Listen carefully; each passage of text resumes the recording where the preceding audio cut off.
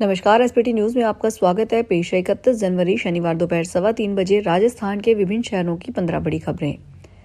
सीकर जिले के प्रसिद्ध खाटू श्याम जी धाम में इन दिनों आस्था का एक ऐसा ज्वार उमड़ा है जिसे देखकर हर कोई जय श्री श्याम के जयकारों में डूबा नजर आ रहा है। हारे का सहारा कहे जाने वाले बाबा श्याम के दर्शनों के लिए देश के कोने कोने से श्रद्धालुओं का रेला सीकर पहुंच रहा है। भक्तों की इस भारी तादाद और उनके अटूट विश्वास को देखते हुए मंदिर प्रशासन ने एक बड़ा कदम उठाया है। अब बाबा के दरबार के पट 24 घंटे खुले जा रहे हैं ताकि कोई भी श्याम प्रेमी बिना दीदार के वापस न लौटे। सुरक्षा के मोर्चे पर भी प्रशासन पूरी तरह मुस्तैद है। चप्पे चप्पे पर पुलिस बल की तैनाती और सीसीटीवी कैमरों से कड़ी निगरानी की जा रही है। आगामी केदारनाथ यात्रा को लेकर प्रशासन इस बार नए नियम लागू करने की तैयारी में है। प्रस्तावित व्यवस्था के अनुसार मंदिर परिसर में मोबाइल फोन के इस्तेमाल पर पूरी तरह रोक लगाई जा सकती है। नियमों का उल्लंघन करने वाले पर भारी जुर्माना लगाई जाने की योजना भी बनाई जा रही है। इस विषय पर जिला प्रशासन बद्रीनाथ केदारनाथ मंदिर समिति के साथ मिलकर लगातार चर्चा कर रहा है। साथ ही श्रद्धालुओं के मोबाइल फोन जमा करने की व्यवस्था लागू करने पर भी विचार किया जा रहा है, जिसकी जिम्मेदारी मंदिर समिति को दी जा सकती है। पिछले कुछ वर्षों से दर्शन के दौरान मोबाइल के अत्यधिक उपयोग को लेकर तीर्थ पुरोहित, पंडा समाज और बीकेटीसी की ओर से चिंता जताई जा रही है। भारत यूरोपीय संघ समझौते के खिलाफ संयुक्त किसान मोर्चा ने आंदोलन का रास्ता अपना लिया है। 12 फरवरी को आम हड़ताल का ऐलान किया गया है। देश भर में विरोध रैलियां निकाली जाएगी। मांग है कि भारत इस समझौते से पीछे हटे। संयुक्त किसान मोर्चा ने साफ किया है कि यह समझौता देश के कृषि क्षेत्र के लिए एक बड़ा झटका होगा और फलों के जूस और प्रोसेस्ड फूड के टैक्स फ्री आयात से भारी नुकसान होगा। वहीं केंद्र सरकार ने नए लेबर कोड और नए रोजगार गारंटी कानून को वापस लेने की मांग को लेकर सीटू ने भी 12 फरवरी को देशव्यापी हड़ताल का ऐलान किया है। सीटू के नेतृत्व में देश के 3000 केंद्रों पर यह हड़ताल होगी। एक्टिविस्ट और साइंटिस्ट सोनम वांगचुक की जेल में तबीयत खराब हो गई है। सुप्रीम कोर्ट के आदेश पर पुलिस शनिवार 31 जनवरी सुबह जोधपुर सेंट्रल जेल से वांगचुक को लेकर एम्स हॉस्पिटल की इमरजेंसी में पहुंची।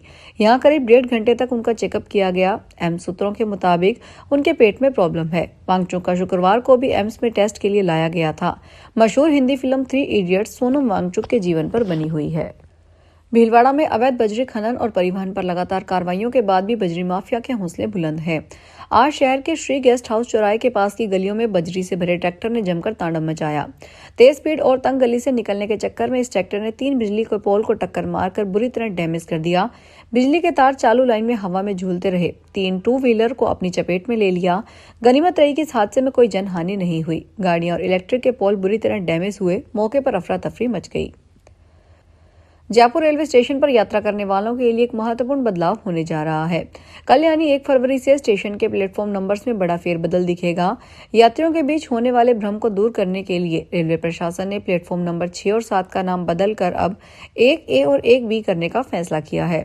जयपुर असरवा और वंदे भारत सहित लगभग 20 प्रमुख ट्रेनें इन्हीं प्लेटफॉर्म से संचालित होती है। इस बदलाव से रोजाना करीब 25,000 यात्रियों को सुविधा होगी। राजस्थान देश में सबसे बड़ा टोल टैक्स देने वाला राज्य है। बीते 5 वर्षों में राजस्थान राज्य के लोगों ने टोल टैक्स के रूप में टोल कंपनियों को 29,700 करोड़ रुपए चुकाए हैं। राज्य में 174 टोल प्लाजा हैं और नेशनल हाईवे की 8,731 किलोमीटर सड़कें टोल के दायरे में आती है। हालांकि सड़कों की हालत खराब और दुर्घटनाओं में मदद से देर से मिलती है। सरकार ने multi lane free flow toll system लागू करने का फैसला किया है। इसमें फास्टैग और कैमरा तकनीक से शुल्क बिना रुके काटा जाएगा। अजमेर के आना सागर झील में आज शनिवार को एक युवती कूद गई। युवती के झील में छलांग लगाते ही चौपाटी पर मौजूद पर्यटक इकट्ठा हो गए। एक टूरिस्ट ने झील में कूदकर तुरंत युवती को झील से बाहर निकाला और मामले की सूचना मिलते ही कृष्णगंज थाना पुलिस मौके पर पहुंच गई। पुलिस ने युवती को एम्बुलेंस के जरिए JLN अस्पताल भिजवाया। कृष्णगंज थाना पुलिस मामले की जाँच कर रही है। हेड कांस्टेबल राम नरेश ने बताया कि थाने पर सूचना मिलेगी एक युवती वैशाली नगर स्थित आना सागर झील में गिर गई है।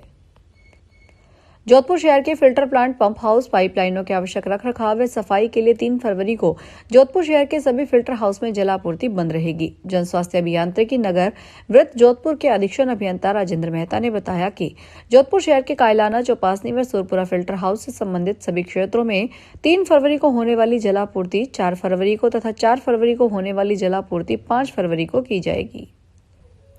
पाली में श्री विश्वकर्मा जांगीर समाज सेवा समिति की ओर से शनिवार को विश्वकर्मा जयंती महोत्सव के तहत शहर में शोभा यात्रा निकाली गई। शोभा यात्रा में शामिल झांकियां शहरवासियों के आकर्षण का केंद्र रही। पूरे रास्ते महिलाएं सर पर कलश धारण कर मंगल गीत गाते हुए चल रही थी।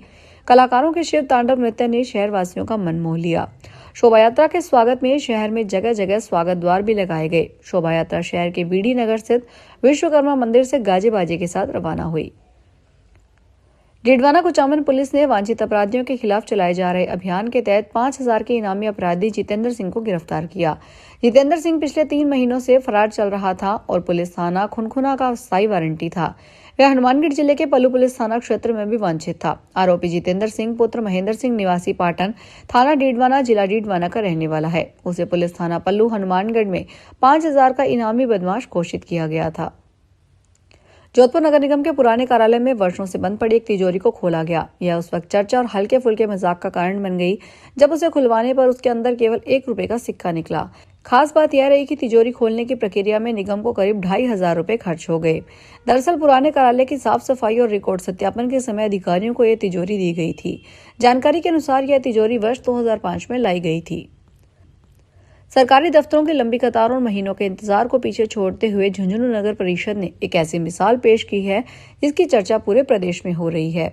अब नव दंपतियों को मैरिज सर्टिफिकेट के लिए दफ्तर के चक्कर नहीं लगाने होंगे, बल्कि नगर परिषद खुद शादी के मंडप तक पहुंचकर उन्हें एक कानूनी दस्तावेज सौंप रही है। इस अभिनव पहल की शुरुआत नगर परिषद ने एक शादी समारोह में मौके पर ही प्रमाण पत्र जारी करके कर दी। इस नवाचार की प्रेरणा दूल्हे हेमंत सैनी की एक मजबूरी से मिली। हेमंत को शादी के ठीक अगले दिन कनाडा रवाना होना था। राजस्थान में भरतपुर में आगरा जयपुर रेल मार्ग पर पपरेरा रेलवे स्टेशन पर बरेली बांदीकुई पैसेंजर ट्रेन के ठहराव की मांग को लेकर बड़ी संख्या में ग्रामीणों ने शनिवार सुबह से धरना प्रदर्शन शुरू कर दिया। प्राप्त जानकारी के अनुसार ग्रामीणों के प्रदर्शन को देखते हुए रेलवे प्रशासन ने रेलवे स्टेशन पर भारी पुलिस बल तैनात किया है। यूआईटी के अफसरों ने अलवर शहर के हनुमान सर्किल पर प्रस्तावित नए रोडवेज बस स्टैंड की जमीन की फाइल राज्य सरकार को भेज दी। उम्मीद की जा रही है कि सरकार फरवरी में इस प्रोजेक्ट को मंजूरी देगी और मार्च तक काम शुरू हो जाएगा। सरकार ने बजट घोषणा के तहत 1 साल पहले नए बस स्टैंड का सपना अलवर की जनता को दिखाया था। उसके बाद प्रशासन ने जमीन मुहैया करवाने की जिम्मेदारी यूआईटी को दी। हनुमान सर्किल पर बस स्टैंड के लिए जमीन देखी गई। फिलहाल इस बुलेटिन में इतना ही। फिर हाजिर होंगे बड़ी खबरों के साथ। अगर आप भी अपने आसपास की छोटी बड़ी और महत्वपूर्ण खबरों से अपडेट रहना चाहते हैं तो सब्सक्राइब कीजिए हमारे चैनल एसपीटी न्यूज को और प्रेस कीजिए बेल आइकन पर।